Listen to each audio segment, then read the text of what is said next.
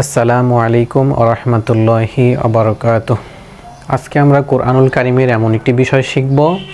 আমরা যারা কোরআন তিলাওয়াত করতে পারি, কোরআন তিলাওয়াত করার সময় আমাদের সন্দেহ হয়ে থাকে যে এই হরফটি আমরা আলিফ ধরে পড়ব নাকি লাম ধরে পড়ব। এই বিষয়টি আজকে আমরা ক্লিয়ার হয়ে নেব। এই হরফটির নাম হচ্ছে আলিফ। আলিফ দেখতে দুই রকম হয়, একরকম কলমের মতো দেখতে, আরেক রকম হচ্ছে এলের মতো দেখতে। ইংলিশ যে লেটার রয়েছে এলের মতো দেখতে প্রায়। এখন আমরা এভাবেও মনে রাখতে পারি, নিচের দিকটা যে টানটা রয়েছে সেটা ডান দিকে টান। কোন দিকে টান? ডান দিকে টান। আচ্ছা, ডান এবং বাম কিভাবে আমরা বুঝবো সেই বিষয়টা ক্লিয়ার হয়ে নেই।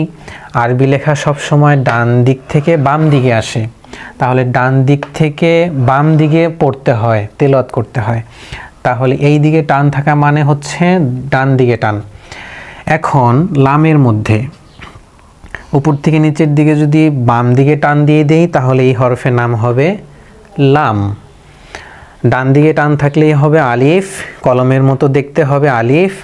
আর যদি বাম দিকে টান থাকে তাহলে আমরা পড়ব লাম। এখন প্রশ্ন হচ্ছে, কোরআনুল কারীমের মধ্যে তো যুক্ত বর্ণ হিসেবে লেখা থাকে, তাহলে আমরা কিভাবে বুঝবো?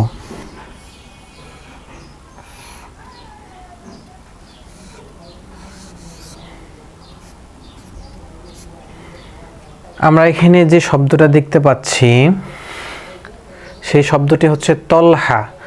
মাঝখানে যে হরফটি আমরা দেখতে পাচ্ছি সেই হরফটির নাম হচ্ছে লাম।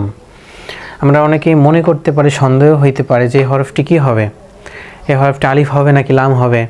সহজভাবে চেনার উপায় হচ্ছে, দুই দিকে যদি টান থাকে, দুই দিকে যদি যুক্ত বর্ণ হিসেবে লেখা থাকে তাহলে মনে করতে হবে লাম। আর আলিফ কখনোই যুক্ত বর্ণ হিসেবে যদি লেখা থাকে দুই দিকে টান থাকবে না, একদিকে টান থাকবে, শুধুমাত্র ডান দিকে টান থাকবে। আর যদি দুই দিকেই টান থাকে তাহলে হবে লাম। এই যে এখানে আমরা দেখতে পাচ্ছি আল্লাহু শব্দ, মাঝখানে যে হরফটা আছে সেই হরফটা হচ্ছে লাম, এটাও লাম। এটা বাম দিকে আসছে, এই মাঝখানে যে হরফটা এটা দুই দিকে টান চলে গেছে, এটাকেও আমরা লাম বলবো, এটাকেও আমরা লাম বলবো।